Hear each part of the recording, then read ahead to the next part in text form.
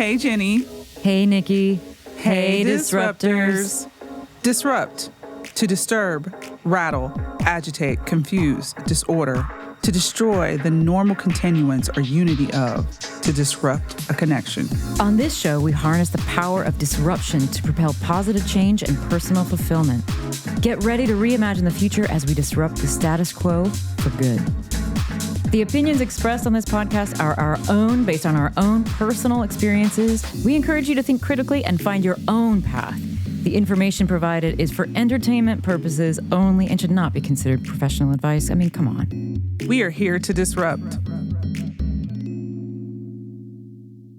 Are you ready? Yeah. Are you already rolling? She's been rolling for a while. Oh, you've been rolling.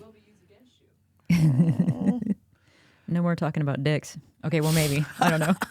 Okay, all right, like serious. Hey, Jenny. Hey, Nikki. What's up? So I think that we've made it. We've made it to our own show. We made it. Yeah. I mean, we're here in the basement. We're here in the basement. We're just going to get going. I think we have a lot to say. You know, I think for a long time we've talked about, you know, who we are as women and who we are as disruptors of all things, you know? So I think our show is appropriately called Here to Disrupt. Yes. And that's what we're here to do. And we have been here. A lot of people know us for being that. So yeah, and it's like we keep it to ourselves in a way as we take our walks around the park and go on with our lives and do our things. But I do think, and every time we get together, I think we got to start sharing this with people because I think just because of the way we live our lives, and we've lived our lives, and the way that we approach the world, I think that the world is changing with us, and it's part of what's making people afraid right now. But I think it's people, women, especially like you and me, who are kind of out there doing it in a way. And so that's what this is all about, is Nikki and me kind of digging into what's that all about? What is it about? What is it? Yeah, I mean, it's a lot of things. I think it's very multifaceted. I think that us being mothers, us being women that own companies and have persevered through things, and relationships and things like that, it becomes something that you and I have relied on each other for, like, hey, we can push through this, we can do this, you know, reminding each other of our self-care or reminding each other of our spirituality and how we connect and reground. And I think that there's so many things that we can share with people that would be beneficial. So I think that is the reason. Yeah, you know, I feel like, and like one of my favorite things to do is, you know, when I'm struggling in some whatever it is, and I text you, I need, like, you know, I'm struggling about this or whatever. Yeah. And you will be wherever you're at, and you'll send me a voice note that pulls me out of the darkness and into the light. And it's like the most amazing thing. But I feel like as women, we are in, I really feel like we're in kind of a dark age, to be honest. And when we talk to our friends and other women, you know, we know this. We know that we are so alone right now. You know, even women with strong social groups and networks sometimes can feel very alone within those networks even. We're just at a time where it's all about this sort of individualism. But women especially, we need each other, and we are kind of wired for that. Yeah. And we live in a society that that sort of dismisses that importance, and that's not right. So anyway, I think you and I have like a bit of a model of how how we can support each other. I definitely am a voice texter because like long voice texts. I do. Yeah, it's good. I'm definitely gonna hit you with over a minute. Yeah. Oh yeah. Several. At least a minute to two. I'm gonna put in your headphones. But more than often, it's usually things that, like, I just feel like it's just too long for me to text. Yeah. But also you got to hear the voice. The voice is important. I think there is a connection because when we can't be together on our walks or whatever, coffees, but, you know, hearing that voice is like a connection. Yeah, and we're often on two sides of the world. Yeah, well, literally. Literally. Like Thailand and Mexico City. Right, yes. That was funny because it was like, hey, where you at? And you're like, I'm in Mexico. I'm like, I'm in Thailand. So What time is it there? It's like the next day. So we left a lot of voice texts. But I know that the struggles of the world, of course, as women, I mean, men struggle too, but there are a lot of, I'm not dismissing men's struggle. No. But, But we are not, I mean, we're not, guys. we have a lot of masculine, I think, inside of us. Yes, but it is true. Like, we're not trying to say like this or that. It's, we're not men. We're just not. We're women, we're just not and men. we know, and but we I have love all to the things inside of understand the us. perspectives of, what men go through to get to where they want to be, as far as being a disruptor as well. But and to be partners with them and co-conspirators. Yeah, and co-conspirators. Absolutely. Yeah, and I think, but oftentimes women have to be very specific in how they are connecting, whatever the source of disruption is, and making sound and being. Loud and being clear and assertive and being, in a space where everyone is seeing you and not thinking that, they're going to think it. They're going to think it. I know they're it. going to think it, but like, I'm always feeling like I'm on a mission to disprove the myths of what women can do. Mm-hmm. You know what I mean? And I think that's, as daughters, we have daughters, we both have daughters. I have 2, you have 1. And they, they keep an eye on us. Yeah. And, and that is, it's so great. Yeah. To me to have a 16-year-old daughter to see what she's going through, to bounce ideas off of her, and also to help her come up through this because it isn't easy. And, like when you're this kind of disruptor, and we're going to have to get into this a little bit and define more about what that is. Yeah, we're going to get into it. But when you have that sort of, to be like very simple about it, I mean, being a disruptor, being a woman who is a disruptor is really just being a woman who has any power. Full stop. Any motherfucking power at all is you are seen as a disruptor. And disruptor is a positive way of putting it in a way. But, I think in my trajectory, I've seen... when I was young, I love being 50, by the way. It's the best era ever, because my little bit of wrinkles and I just have this grounded, ness about me or something. And it's not that I didn't have that before, but something about me at this age is a little bit more respected, I think. And I've been through it and I've come up and I've, whatever. But I remember, I look back and I think like for so long, it was just like so easy to people called me silly and quirky and creative and all this stuff, but nobody ever called me like something that was powerful. Yeah. And then when I get a little bit of power or a lot, then it's, difficult, unhinged, those kinds of things. Yeah. When I'm making positive change. Yeah. So, and I don't think anything about that has changed one bit. I think any young woman coming up right now is going to have to go through the same trajectory. In the beginning, you're going to have to ride the wave of, okay, if they think you're silly, you can do a lot if they dismiss you. You can do a lot right under their nose. Yeah. And then you rise up anyway. And then when they start to, then call you, difficult and whatever, you got to deal with that. And I think it's, we got to be the, to pull up our daughters and all the other women out there. Yeah, you do. I think that the most important thing I always remind my daughters is your legacy and for yourself. What are you doing for yourself and what will impact the community, the world, regardless of what people think about you. That is what you return to when you think about the reason why you're here anyway. You know what I mean? I think that I created my own space because I got tired of all the names and all the descriptions. And I still got them, but yeah. Yeah. And again, people will say what they want to say, but I still, kind of got tired of that. So I created my own space with my own rules, with my own, standards for community as far as how, we work. But I would say for you, when you decided to branch out into your own space, into your own world, what for you reminded you, when you would see things certain flavors that would remind you of your childhood and certain things that you would connect to, in your food memories and how you created your company, how were you able to continue to remind yourself of this is why I'm here and you're not going to stop my flow, Yeah, and it was exactly what you just said, which is I'm not so comfortable out in the regular world.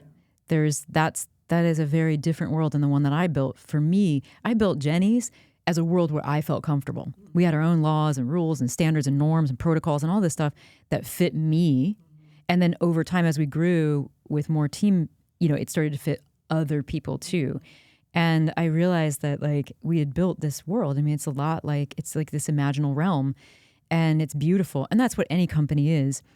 But then, when you step out of that back into this place where it feels very masculine driven, patriarchy, it's almost like a little bit of like a,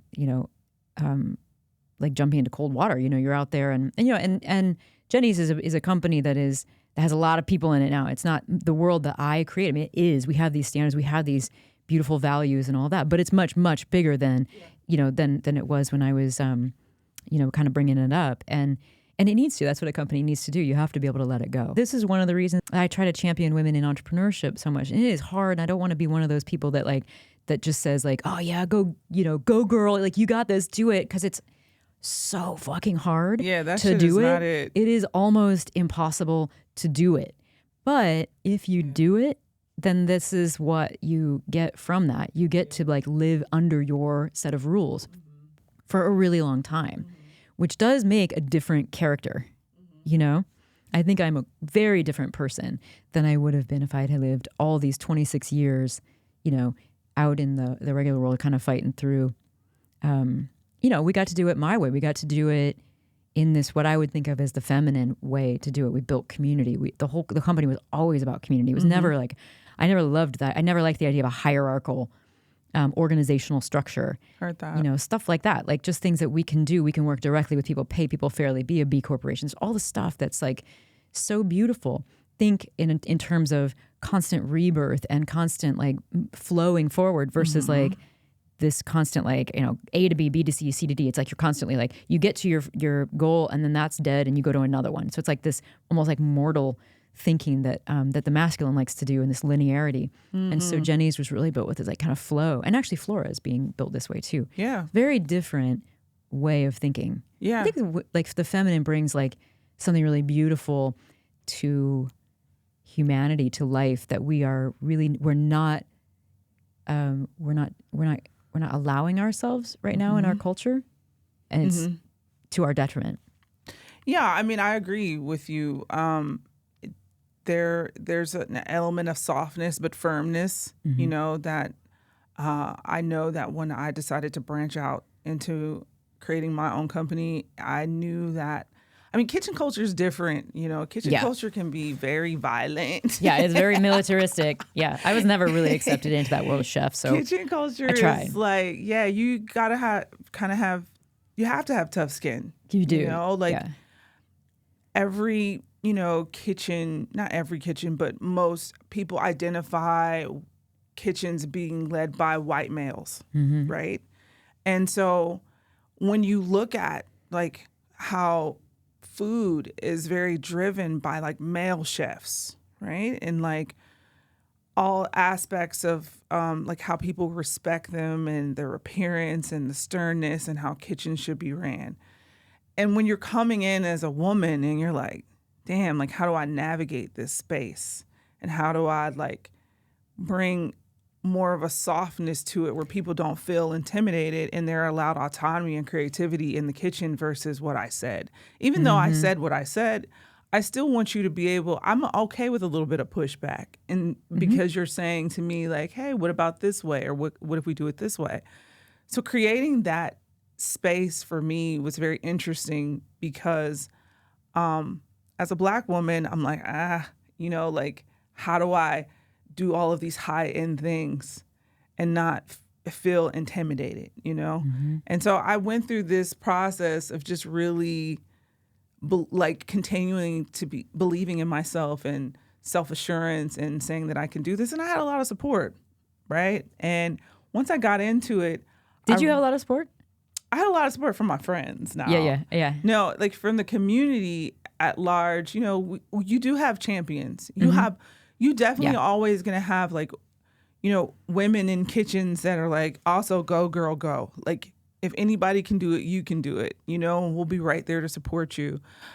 On the larger scale, it was a little different for me. On a very larger scale, also stepping into the cannabis space, again, I went from culinary to also adding plant medicine and cannabis, two spaces that were like still very male dominant. You know what I mean? And fighting for that as a woman had been, like I said, it was exhausting, but I knew why I was here. I knew that I had a purpose. I knew that I had a legacy. I knew that I was building something.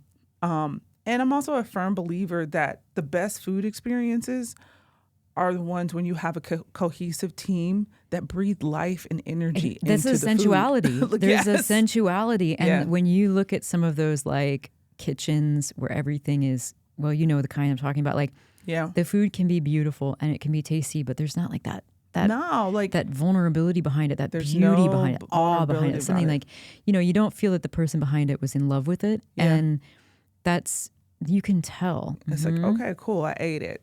Like, it was nice, it was pretty, it was nice to look at, but it checked every box. Satisfied my soul. Exactly. Did I close my eyes when I eat it? Like, my goal for anyone that has an experience with me is I need to see your eyes close at least once. Yes. No, it was the same. On a bite. Like, come when on, people would have Jeni's for the first time, and like so many times people said the most beautiful things, but they would say like, you know, it was like an orgasm or like a first kiss. Yeah. And even like somebody wrote about that in one of the newspapers, you know, early on. And I mean, this was very common.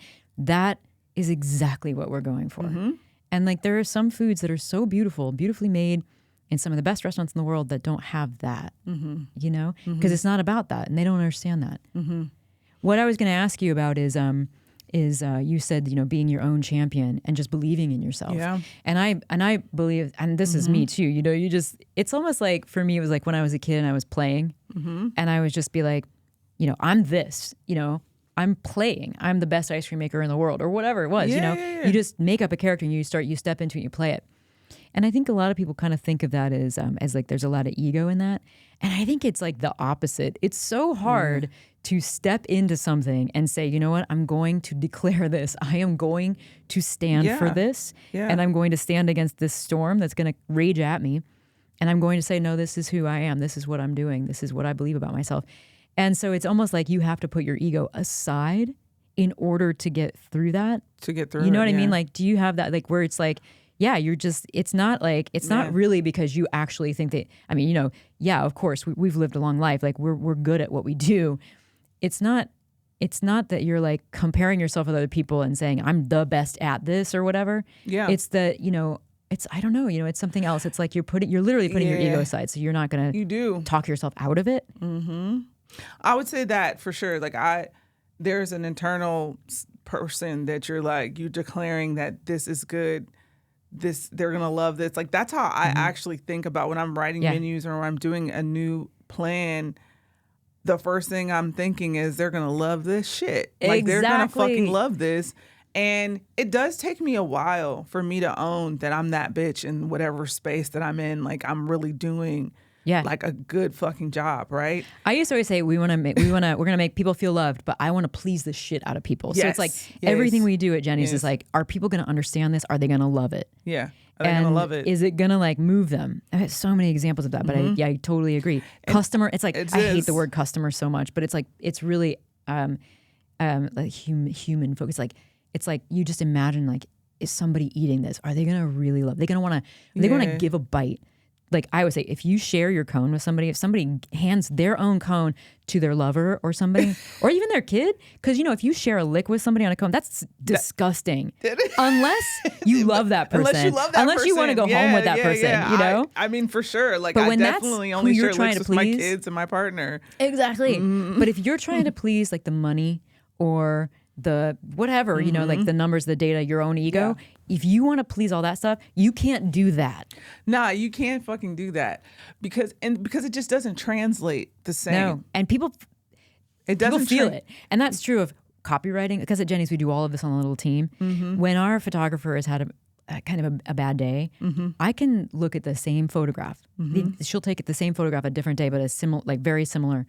and one photograph has a sparkle to it, and the other one doesn't. I'm like, what's wrong? What's wrong? And she's like, I'm not having a good day. Yeah.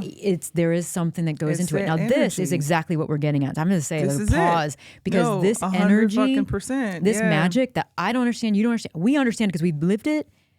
This is real, and if it can't, be like quantified, or if science isn't going to get by, whatever, it will eventually, because we've lived it. When you transfer this energy to people, they feel it. We lived it. We've transferred it. Energy, like food memories, loving energy over the counter through service. It makes total fucking sense.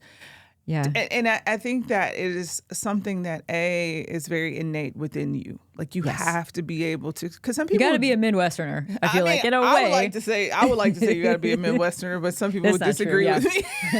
Yeah.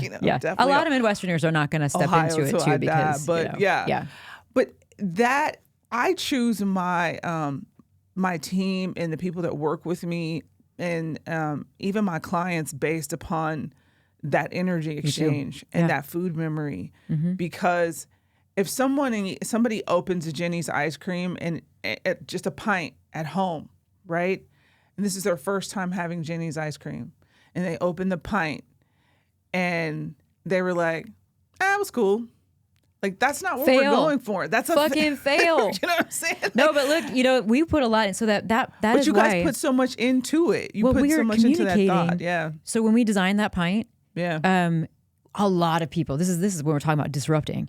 A lot of people, a lot of the design firms are like, trust me, I've been in this for a long time. You don't want to do that. You want to put your logo in this way. You got to have orange on there because that's your main color, and you got to have the company story on the side, and you got to have all these things. And I was like, we don't need a company story. Like, they can find that. This is like, they can go anywhere and find the company story. Go anywhere, what we need to do is, they're already here. We need to tell them what we would tell them over the counter. Yeah. So we put a little flavor story there. We make the pint look like it tastes. Yeah. So when you see the jelly donut, and Patrick did the painting on that, and it looks like it actually has powdered sugar on it, and then it's a process, it's a journey into the pint. You're not going to think about that necessarily when you're eating it, but it's that energy transfer that comes through that we put into it. Every pint looks very different. It somehow it comes together and looks like Jeni's, and yes, it has a logo on the front, but no specific defining color for that logo. We broke all the rules. You guys did break all the rules. I mean, I still remember the OG pints with the handwriting on them. Oh yeah, that was what I mean? And I mean, that was just a very personal touch. There's one we were doing that until like the reason I stopped doing that was because at one point we had 12 people around the table, 8 hours a day. We had 2 shifts, and they were only writing pints. And that was like a terrible job to have. I mean, who would want that job? Yeah. And I went in and actually, like, somebody found at a Whole Foods. So we had a flavor called wild berry lavender. Of course. So sometimes the people around the table would talk, but then it would mess with their minds a little bit. So they would, so a lot of times it's really quiet. Apparently somebody was talking about a party because Whole Foods got a pint that said wild party lavender. Yeah. So we were like, you know what, this is just wrong. Like, I wanted to hold on to that, but then it was like, why would we be doing this? So what is the next thing that we can transfer that sort of energy where it was me writing the pints or a few people writing the pints? That's like a positive energy. And that's doing artwork, real art and copywriting and writing poetry on site. We have the wedding cake flavor, and it's literally the fucking vows that I wrote Ellen Bennett's wedding, Ellen and Casey's wedding. I did a cheating, and those vows are what I wrote on the side of the pint. So you can literally read that pint and get married to somebody. Yeah, it's like me officiating your wedding. That's awesome. Yeah. So I mean, but that also again, food memory. Yeah, that is also the energy, and then connecting to someone's source, and that way, I just firmly believe that, like, especially both of us being in 2 aspects of food, that we wouldn't be as nearly as successful if we didn't think that way. Yeah, exactly. You know what I mean? No, look at what we've done. And look at like what your reputation is in cannabis, in chefs, and like how you came up so fast in that is incredible. It was a very incredible journey that even my kid was just like, I just watched it in real time. Like, I don't know. Like, I remember the day that I asked my kids for grace, because I knew that I was getting ready to be on a personal journey that that I wanted my kids to know that wasn't like, if I'm not there, it's not because I don't want to be there. It's just that I'm working towards something. You know what I mean? I have asked my children for grace as well. Yeah. And I just like, I want to say, like, we all struggle so much to be these perfect moms, and we have so much guilt. I know, like, we all have that. There's always going to be mom guilt. There will always be, no matter what. But Yeah. also, your kids are so resilient, and if you're just honest with them, Mm-hmm. you know, they see you as a human. Yeah. And like, you know, we're all going to make mistakes and just be terrible sometimes or whatever. But I think that, you know, when you're just honest with your kids, they come along with you. Like, They cool. do. They're cool. Yeah, I found that, like, being transparent and honest with my kids has helped, like, me grow, and also allowed me the space to be, you know, just more or less, I'm just using the term in my bag, but essentially be on top of my shit. Yeah. Like, because my kids also respect my hustle, and they respect that I got to do what I got to do, because they, you know, like, being divorced and being a parent, like the primary parent in a household, and not having someone to, like, hey, can you go do this, and can you do this in the house? You know what I mean? It has been like my daughters and I, we kind of squeeze each other tighter, you know, and say, I got your back and I got this, you know, I'm going to be gone for a week, and they hold it down, you know what I mean? So I appreciate that, but because you let them. I mean, you give them a lot of freedom. I do too with my kids. My son doesn't like to leave the house very much anyway, but my daughter does, and like her friends' parents are like have their kids on lockdown. Like they know exactly where they are all the time. They're angry when they don't come home, and they're like grounded and whatever. And I respect other people's parenting styles and whatever, and like. A lot of my friends had that when they were growing up too, and I didn't. I was always just free to do whatever I wanted. Once I started driving, that was it, and that's Greta too. Yeah. And because of that, I think, like, she's so. See, I still don't cuss in front of my mom. Mm-hmm. Like, my mom doesn't give a shit. Greta wouldn't cuss in front of me. Yeah. And she is so responsible. Yeah. Like, we have cannabis all over the house. She doesn't do it. She doesn't touch it. She sometimes, when she has anxiety, I will give it to her. Yeah. But only in a certain space. Mm-hmm. And, you know, she would never drink. Like, she's good. She's good. Yeah. And like, also I know I have her location on my so I can always find. She knows that. She knows that. Like, and she's completely fine with that. Like, she knows. Like, she trusts me too. Anyway, I don't know. I feel like, in a way, giving your kids that freedom, but I think you do the same thing with your kids. Yeah, I mean, I feel like I give my kids quite a bit of freedom and autonomy to do what they want to do. You know, I've definitely had some violations. That I had to, like, circle back on. Well, it also depends on the kids. So I wouldn't do this if I had different kids. I mean, you know, too. So every kid is different. It depends on my kids, but I do trust, all in all, I do trust my kids. I do trust that they will make the right decisions if they're alone and they don't have me to call or things like that.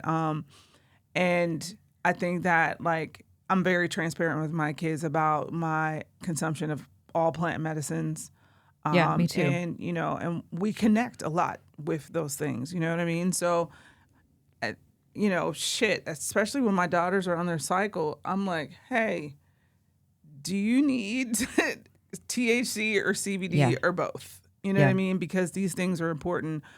But I know having their support on, like, me moving through life has been, like, really helpful, because I think that, like, when you look at your children, those are, like, the people that you don't want to let down. Yeah, that's right. Everybody else in the world you can let down. Yeah, I mean, I'm just, exactly. Yeah. Everybody else in the world can, you know, kiss my ass, but, I mean, not my mom and my parents. Right, but I still don't want to let them down. But to an extent, you can let your parents down. But like, the last thing you want to do is let your kids down. The last thing that I want to do is let my kids down. And so I had my children very young, like in my early 20s. Like, I had my daughter when I was in college. And so we have essentially grown up together. And she has been a witness to several iterations of me. You know what I mean? That's cool. Several versions of me. And so when I think about, you know, where I came and where I am now, she has definitely been. So this is something we got to dig into in another episode, is iterations of selves, because life is so. I mean, you know, let's, you know, be grateful about this, but life is so long now, especially for women, and And I know that, every woman has a different story, but our stories are like this, where we had so many different eras of our lives. And So many now eras. we're going into this other new era, which to me is like, I just turned 50, and it's to me like by far the best era. And every era of my life was beautiful in some way. It was definitely like not always easy. I had a whole decade that sucked, but I learned so much from it. And I became who I am because of that. And it was worth it, But these eras are so important. They're different life, like it's like a life cycle within a life cycle. Like, yes, you know what I mean? Because it's not what I thought it was going to be. When I was like Kennedy's age and Greta's age, like I would have thought that by the time I was 40, or even 35. Yeah, I thought like by the time I was 50, I was going to be like a grandmother and like just out of the whole thing. Like when I remember as a kid when I my parents turned 40. And they were doing all this over the hill parties. Oh, yeah, and I was like, yes. What does this mean? Lordy. Sandy's 40. I remember that party. Yeah, she got a Camaro. I was like, my aunt. Is it that bad? And I remember 40 sounded so old. Ancient. And it sounded... And they looked old and they weren't stylish. They were not stylish at all. There are a couple friends from high school that I look back on. Like now, when I look at them now, and I'm like, man, you guys look like what I thought I was going to look like at 40. Like, how did this happen? Now and then, you walk in, you meet somebody, and you're like, you're like 38. You're we're right. We're okay. Yeah, we're like almost the same age, and like you look like a different person. But yeah, I knew that for me, I always feel young. You know what I mean? I always feel, or actually, like I feel like I always feel old. Yeah. Like when I was young, but also my both. knees feel old, but in my spirit, I always feel young. Yeah, there's a weirdness about this because like I think I have like a dual sign. I mean, I'm a Libra anyway, and then like Scorpio moon. I was born at night under a new moon, and Scorpio. Like I got a whole bunch of shit going on there. But I do think that like I was born literally. I think my daughter was born an old person, a very old person, and I think I was born both young and old. Like they're like. In some ways, I've always felt like a 350-year-old person, like just old. And then in some ways, because I am like very, I think still very curious. And there's so much more, and there's this like youthfulness as well. Like, so I don't know. I think I had like both sides of that. So like at 50, on one hand, I feel like, oh God, I finally start to feel like my age. But then I also don't feel like at all old, or if that's even a word that makes sense anymore. I feel like that is all relative. You know what I mean? I do feel it is all relative. I do feel old in like soul. Like I've always felt mature in the sense of like the way I handle situations even as a child. But I've always felt like, like energetic in spirit. And like, like what else is there out there? That's a good description of like, you. Yeah. Like what else can I do? What else is out there? I want to learn more. I want to feel more. I think that's why we're friends. Like because we both have this like old and new kind of thing. It's an old and new thing. And I think the oldness is just knowledge and maturity and the things that we know that we're not going to do. Yeah, and the things that we know that we're not going to accept. So they talk a lot about, I mean, I don't know. I started reading about this stuff because I feel like it was flowing up through me over the last several years. And like from maybe women that I'm related to, there was messages coming through. Or maybe, I don't know what it was. It was just like, I was sort of called to like start investigating what it is to try to just to be a woman and throughout history. And I felt like just knowing my grandmothers and their grandmothers and researching them, I felt like there's just no way that women were what women, what they say that we have been. Women have been all throughout history, or at least for the last 2,000 years. These like this idea of like being quiet and not having power. I think it's all bullshit. I can hear them kind of rising up within me anyway. But in that kind of research, as I've been embarking on that and doing it, I've learned about that sort of three phases, of the woman, the maiden, the mother, and the crone. And I think so. It's like, oh, that makes a lot of sense. Of course, you're this maiden who's just like fresh and curious and open and like that's great. It's a great time of life, but also very vulnerable. I mean, thinking about vulnerability, right? And then you get to mother, which is like, okay, well, there's some power in motherhood, but also like I think that's the time when your power is actually the lowest in your life, and you are the most vulnerable because there's all these chemicals in your body going around, and it's all kinds of shit it's another vulnerable state in many ways. Motherhood, for me, it was, and I found no power in it, zero. until like kind of more recently. And then you get to this, whatever the fuck crone is. You know, it's supposed to be this like wise lady, but like, I'm like, I think it sounds like a witch, which is cool. Crone. I'm here for it. But it seems like we're missing an era. And that's the era that we're in, because because crone is also, to me, I think, I think of a woman who's like kind of helpless, kind of older, kind of falling apart a little bit in her body. This is like the older woman who's become less useful in her community, but she's wise or whatever. I may be getting some of this wrong, but this is how I'm interpreting this shit. And I think we're missing the most important era, which is this era of whatever you want to call it, in the middle of mother and crone, which is maybe like goddess era. Oh, a goddess era. And this is like the era of power. And maybe that's one of the reasons that it's been so suppressed, or purposely left out, because I think we enter crone. Yeah, we enter this time where like, my God, there's so much power in this era between mother and, old lady. Yeah, I hate the word crone. I hate the word crone. My mother said that a long time ago. She was like, I'm going to embrace this idea of a crone. I was like, no, don't. Yeah, it's just a bad word. It feels like the Greek fates or whatever, like these people with like these blind ladies or whatever. I don't know. I have this image in my mind. And then I started thinking about like the Tales from the Crypt lady from exactly. Yes. Yeah, that's what I'm thinking. But why is it that all the eras of women are all vulnerable eras? Why can't we have the one that's like? I mean, first of all, they shouldn't be. I mean, maiden is a very powerful era, but I don't think we understand how to use it. Motherhood obviously is an incredibly powerful thing. And we should be exalted for that, and we really should be, but it is also not the way our culture works. Yeah, and motherhood is probably is extremely vulnerable as well. It's the most vulnerable you will ever be in life is when you become a mother, and over again that happens, and then you've got to deal with your own body and what it's doing. For the years after you go through that. Your own body, where you just like, does this even belong to me anymore? Yeah. Or like, whose body is this? Your brain, everything is. Let's talk about this goddess era, because like, all right. That's where we're at. My daughter said something to me, it was funny, and then we're going to talk about this goddess era. And like, she's turning 18 this year.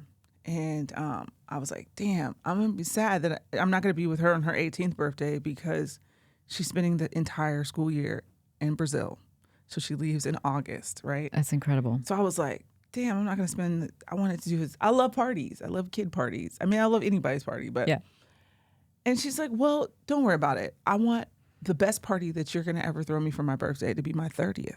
And I was like, okay. Excuse me. Like, I guess I got 12 years to plan, I guess. But oh, that's crazy. It's only 12 years too. Like, right. You know what I mean? Until my kid is 30. And it's like, wow. And so I was like, why 30?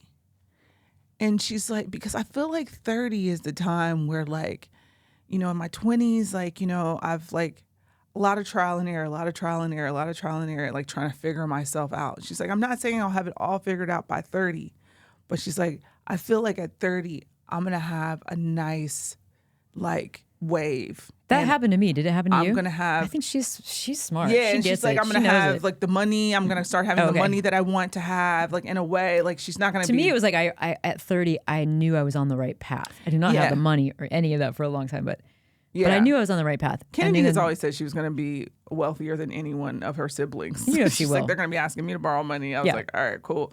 But she's very headstrong in that way. But I thought that was interesting because typically kids will be like, hey, I want a great 21st birthday, or I want a great 18th or whatever. She's like, nah, 30.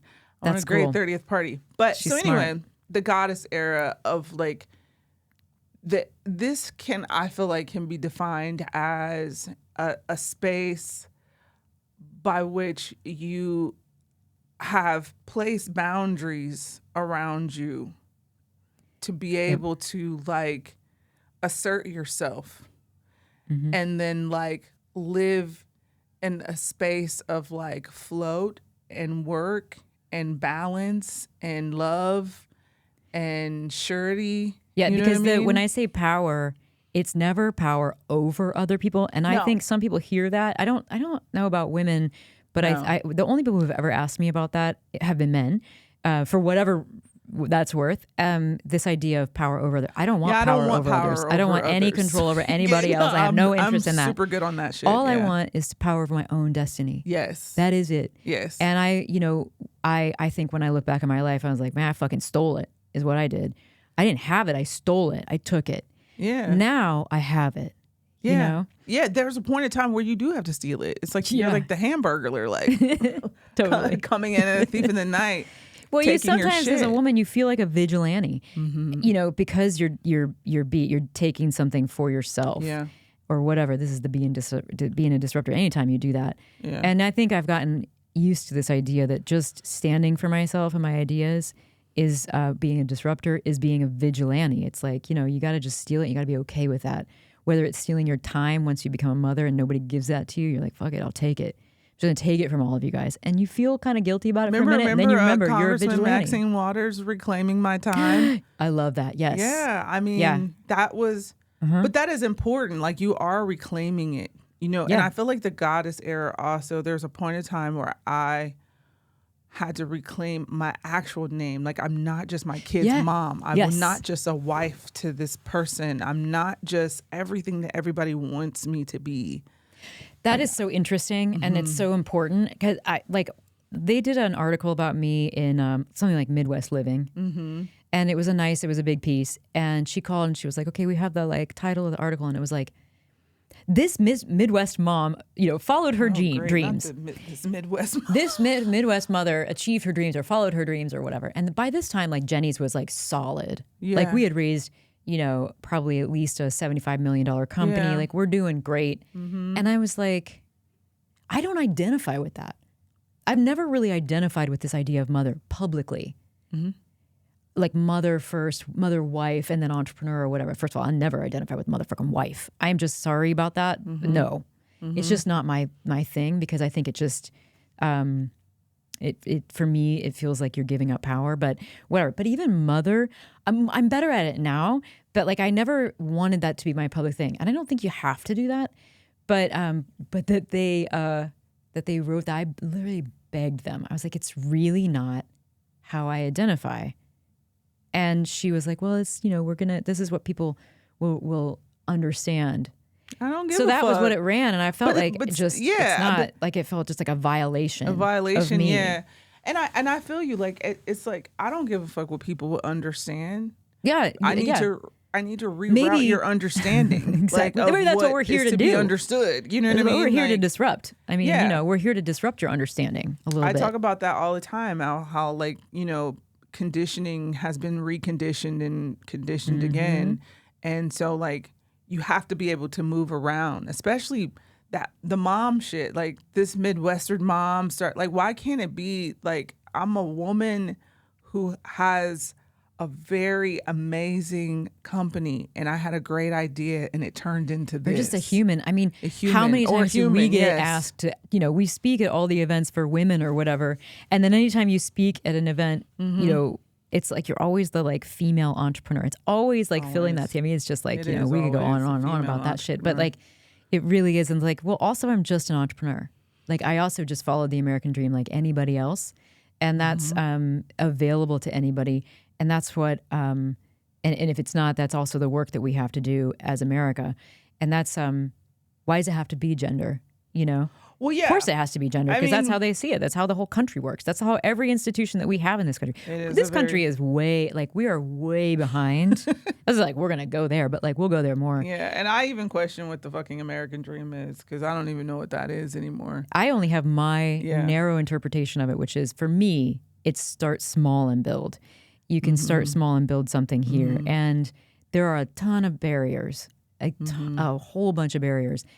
Even like when I think about my lucky strikes or whatever in life, I had a grandmother who was an English teacher, and just being able to speak that sort of like Midwestern, you know, English or whatever, you know, like you can't talk to like a bank if you can't speak that way, that kind of shit. So yeah, there's tons of barriers, but at the same time, like, it, you know, that's my thing. It's like starting where you're at and building anything you can imagine. You can do it here. And I think it's not as possible in a lot of other countries, but it's still got a lot of problems, of course. Yeah, there's still a lot there to expound on. But at the end of the day, the reclaiming your name, reclaiming who you your are space. and your space as a human. Yeah.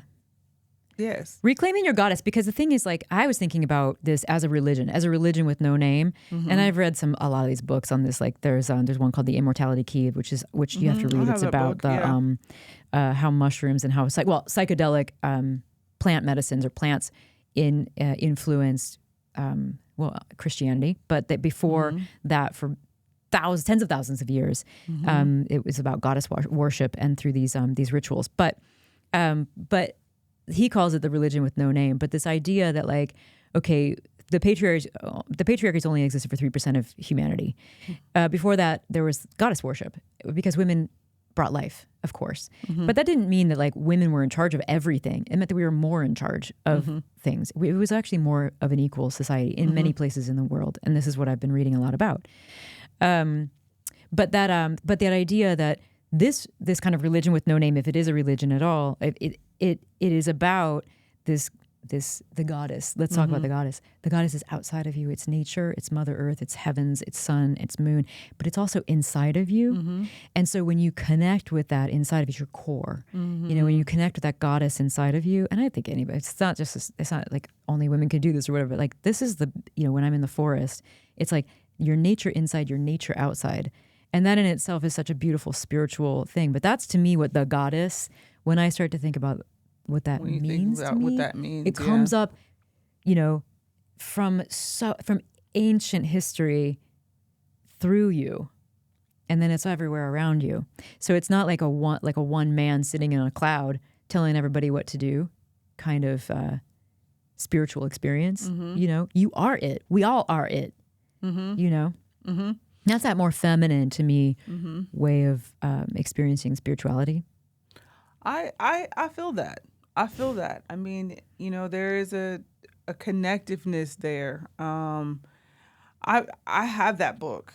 I haven't finished it, but I know exactly, you know, where you're connecting in that book. But I do believe that, like, the power of a woman. I mean, shit. If you want to go back to Adam and Eve, there was like, I always like to make like.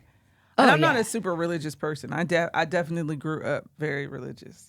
I definitely was a Bible thumping kid for sure. That's great, because I wasn't. I only learned about it through Jesus Christ Superstar, and then also like I know a little about Adam and Eve, because I always thought like, Superstar. Fuck, this dude just pointed at her like, what a wimp.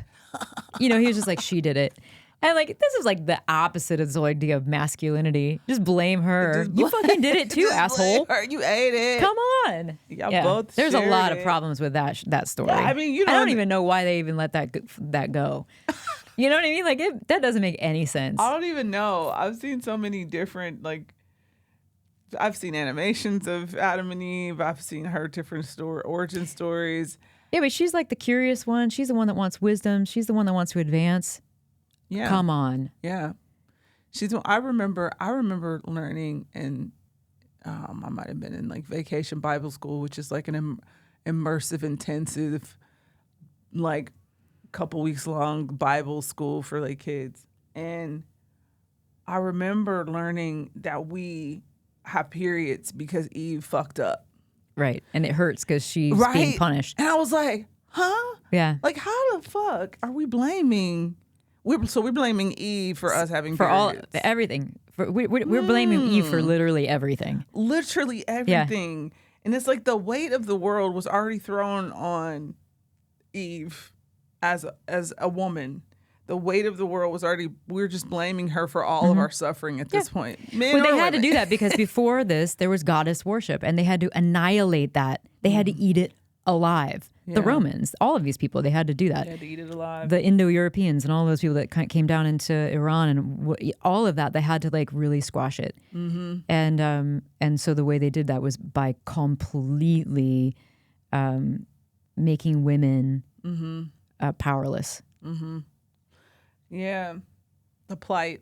And here we are. Yeah. And here we are. And there are men who still support this shit, and even men who.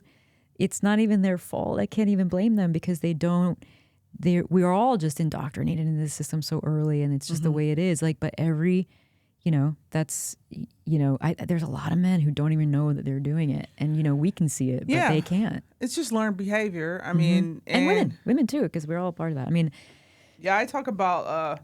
I have this conversation often on mushrooms with one of my kids, and we talk about one-dimensional, two-dimensional, three-dimensional, four-dimensional, five-dimensional, and up type of people.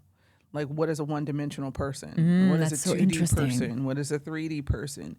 And really, 1, 2 is really the person that thinks that, everything before them is correct, is right.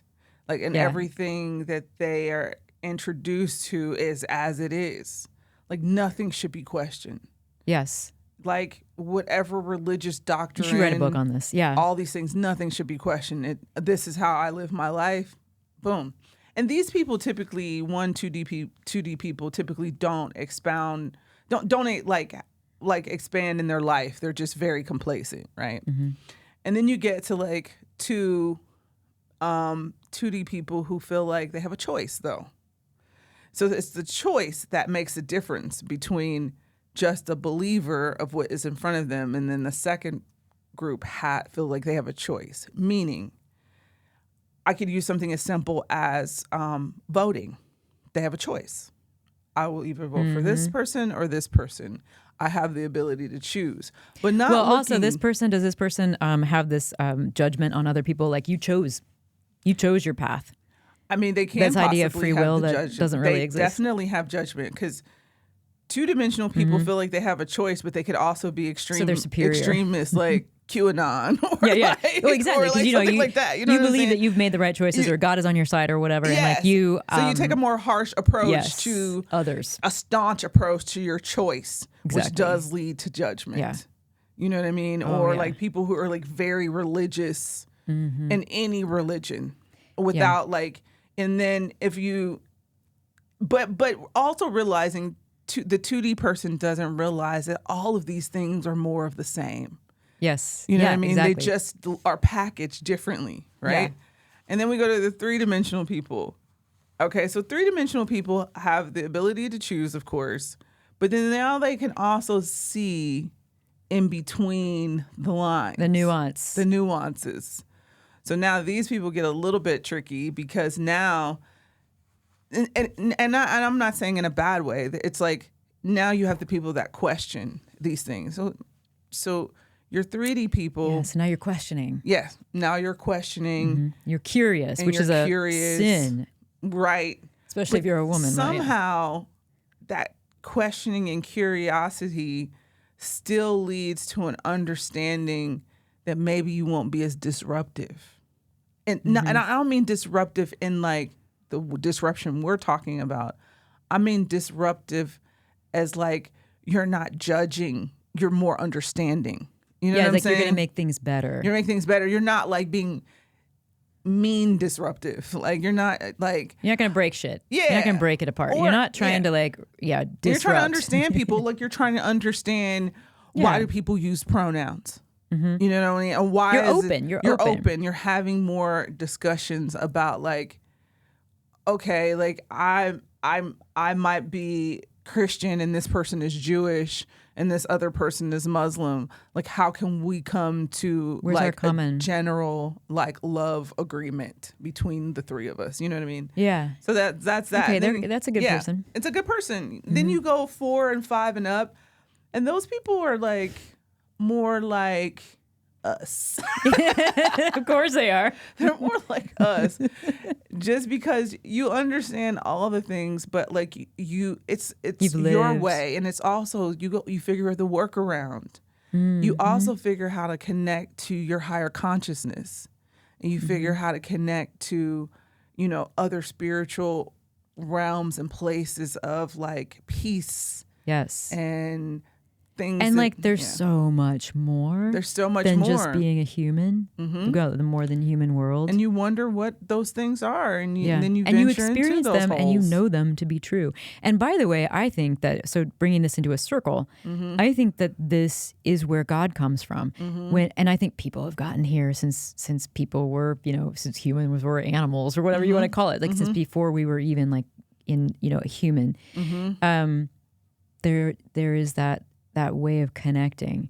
And that's what we've all witnessed as, and some people have interpreted as God or, or goddess, or that, many gods, Mm-hmm. but when you feel that and you're moved by it, it changes your life. It changes everything. It does change everything. It's a frequency. Mm-hmm. It's a frequency. It's an energy of love. I mean, I guess if you take what we have all learned about like what God means, like just if you just take the principle like of what like the spirit of God means or what that looks like, and take it and incorporate it into yourself, and exude that. You can see that through other people. You can see You're not that trying to through control animals. anybody. You could see that through like it's an all encompassing energy. I know I remember the first time that like I really did a certain amount of mushrooms, and I remember calling my mom because my mom used to always be on me like, "Are you going to church?" I'm like, "I am not." And like, "When do you plan on going?" And I'm like, "I am not planning on going." And it's not, it's just the structure of the building is just not for me. Like what's inside of it and the things that are being taught. But I said, "Hey, but I will tell you, I did a really significant mushroom journey. And I believe that is the first time I felt the love of the spirit of God, or what people use to describe this energy." Yeah. Right? And she was like, "Oh, really?" That's what it is. Yeah. And she was like, I was like, "Yeah," because like, again, I have been, taught to like exercise and exert my spirituality in a very specific way. Like I have guidelines on how to be spiritual coming from church. You know what I mean? And how I'm supposed to express my spirituality.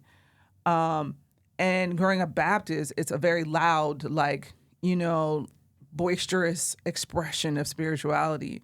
And I find myself being very quiet in those loud spaces because I'm just really trying to dig deep to understand this. Yeah. And so when I explained to my mom that it was a very quiet, beautiful experience, that I didn't need to like run around the church and shout. No, and I'm not knocking anybody doing this. I'm just saying it wasn't for me. It wasn't for me. I felt the tingle of my skin and the awareness of my brain and my third eye expand, and I felt the hug of the world and the universe. You felt supported. And I felt supported. And lifted, yeah. Yeah, and I didn't feel judged. Exactly. So when you get to that 5-6, and then it comes back around. And so when you think about like in history, the sort of Christianity as it's coming up, and basically it just overtook what the Romans were doing in terms of their hierarchy. So it became like this dominating kind of religion, which it wasn't before. And so, so you get the 5-6s, which might be communing in that space. And I think that is exactly where it came from. That's what this was about. And then it gets in, and then it becomes about rules and order and anti-curious, because the Romans took over and put basically all their people in charge of Christianity. And then that's where it becomes back to the one. So you get all of this, like, whatever, this beautiful spirituality, this real connection, this, it's just here for all of us. Yeah. And then you bring it back to this hierarchical, rule-based, dominating thing, which is not what. And then you get to the ones again, who are like, well, who aren't questioning where that comes from. And probably then aren't experiencing back to the ones. And I think also there is a cultural connection to like how just being Black and Christian, raised in a religion that definitely enslaved us. You know what I mean? Enslaved a lot. I mean, I would argue in many ways. I mean, there was the Crusaders. There's all kinds of shit going on. But then I was just like, there's a spirituality that we were disconnected from, like a way that like we knew before we were taught this other thing.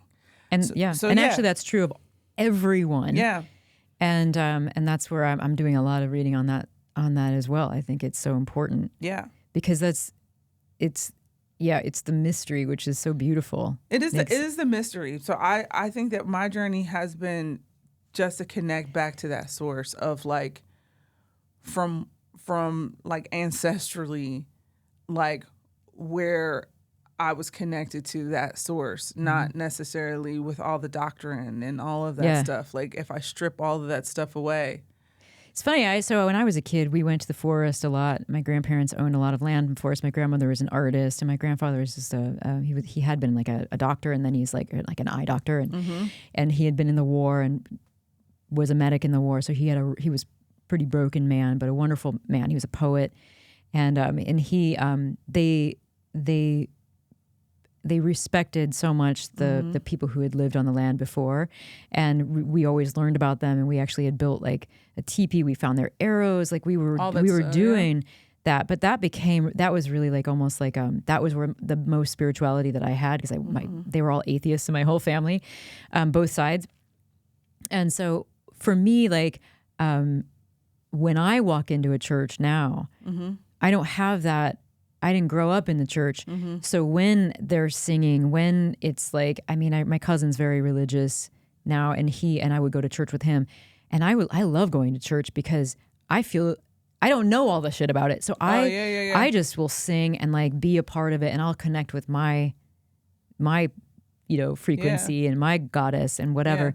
And maybe maybe they don't like that, but whatever. I mean, I like my daughter's friend. Her parents are lovely people, and they actually like went to the river to like baptize her sister yesterday.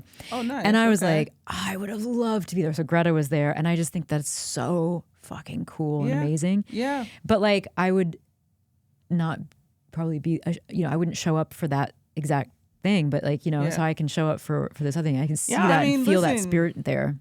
Gospel music in church for me is one of my favorite. Like I mean, again, there are things that I feel like you could take from all these different facets of like churches and religions, and you can pull all the things that you love. Yeah. Right. And if it's from love, it's all so beautiful. It also is beautiful. And if it's from control, them into your life. Yeah. And I feel like there's nothing wrong with it. I just feel like the rules need to be broken.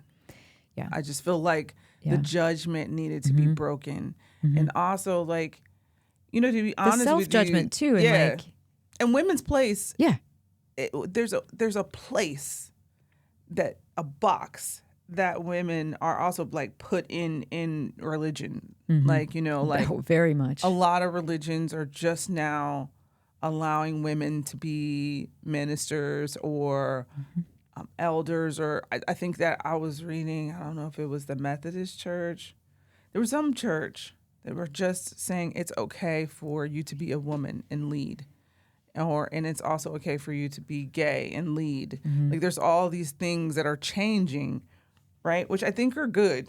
I do think that progress is good. I just think that the rules is where they got me. Yeah, you know what I mean? And the judgment is where they got me. That is that like masculine linear order that is sometimes helpful, and we all use it. But when it's taken to the extreme, it's really about controlling other people, and that's where I got to draw the line, because I don't need to be under that. No, I don't need to be under it. And I feel very clear, and I feel very free in my life now, and I feel like I'm definitely in the oh my goddess era time. Yeah, so it's so funny. So we have just covered like literally everything. So we're not going to have a podcast anymore because we're not going to have anything else to cover, which is so bullshit. Which is not true. I'm sure that we, anytime we come together, we have so many things to talk about. Yeah, I don't even know and I feel how like we long. even just scratched the surface. We did scratch the surface today on a lot of fronts. We talked about motherhood. We talked about psychedelics. We talked about cannabis. None of these things have we gone deep on yet. But this is we're talking about how everything we do is about disrupting. Walks. Like we walk and talk about this shit is exactly like this all the time. What we do when we're together, and what we wanted to invite everybody else in on, and make this a bigger conversation. Just if it speaks to you. The one thing is that people feel like they know us. Yeah, they do. But they really don't. They don't. Not a lot of people know us in the way that they want to.